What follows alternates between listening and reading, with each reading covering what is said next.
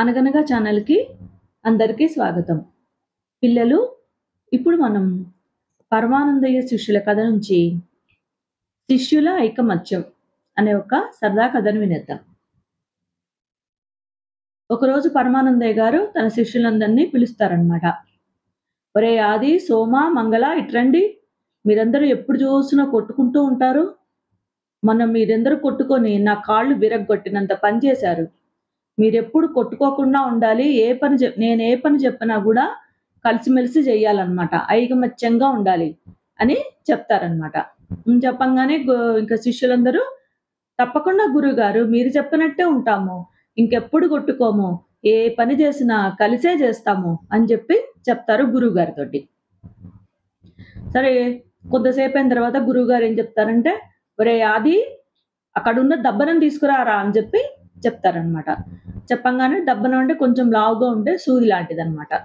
అని చెప్పంగానే ఇంక శిష్యులందరూ పరిగెత్తుకుంటూ ఎళ్తారు. ఎందుకంటే గురువుగారు అందరూ కలిసిమెలిసి ఉండాలి. అందరూ ఏ పని చేసినా కలిసే జెయ్యాలని జెప్పారు గదా! అందుకని అందరూ పరిగెత్తుకుంటూ ఎళ్తారు. వెళ్ళిన తర్వాత అక్కడ దబ్బనం ఉంటుంది.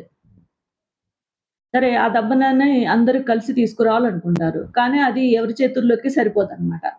సరిపోపోడు సరిపోకపోయేటప్పటికి దీన్ని అందరం కలిసి ఎలా తీసుకెళ్ళాలా గురువుగారి దగ్గరికి అని జెప్పి ఇంక బాగా ఆలోచిస్తారనమాట. ఇంక గురువుగారేమో ఎదురు చూస్తుంటారు పరమానందయ్య గారు. ఏంటి ఒక దెబ్బలను తీసుకురావడానికి ఇంతసేపు చేస్తున్నాడు ఆది అని జెప్పి అనుకుంటూ ఉంటారనమాట. ఇంక పిలుస్తూ ఉంటారు. "ఒరేయ్ ఆది, తీసుకురారా దబ్బనం" అని జెప్పి ఇంక అరుస్తూ ఉంటారు పరమానందయ్య గారు. ఇంకా ఇంకా ఈ శిష్యులందరూ కలిసి ఇంకా ఆలోచన జేస్తారు. దీన్ని అందరం కలిసి ఎలా తీసుకెళ్ళాలి ఈ దబ్బనాన్ని అని చెప్పి బాగా ఆలోచించి ఏం జేస్తారంటే, అక్కడ ఒక పెద్ద దొంగుంటుందనమాట. అంటే ఒక పెద్ద వెదురు కర్ర లాంటిది. ఏం జేస్తారంటే వెళ్లి ఈ సూదిని ఆ వెదురు కర్రకి గుచ్చుతారనమాట. గుచ్చి ఇంక అప్పుడు ఆ వెదురు కర్రని ఇంక ఏడుగురు పట్టుకొని మోసుకొని తీసుకొస్తూ ఉంటారు గురువుగారి దగ్గరికి. గురువుగారు అడుగుతారు.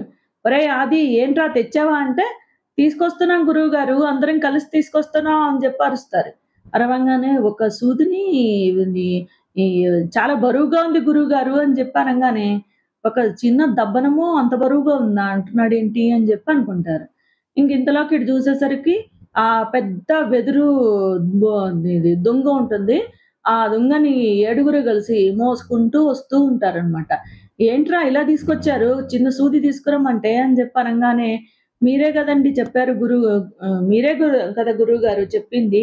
ఏ పని జేసినా అందరూ కలిసి జేయాలని జెప్పి, అందుకని మేమందరం కలిసి ఈ దబ్బనాన్ని ఇలా తీసుకొచ్చామనమాట" అని జెప్తారనమాట. ఇంకా ఓరి నేను చెప్పేదొకటి, మీరు అర్థం చేసుకునేదొకటి అని జెప్పి ఇంకప్పుడు పరమానందయ్య గారు విసుక్కుంటారు.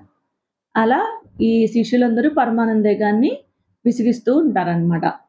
కథ కంచికి మనమింటికి. నచ్చితే లైక్ చేయండి, షేర్ చేయండి, సబ్స్క్రైబ్ చేయండి.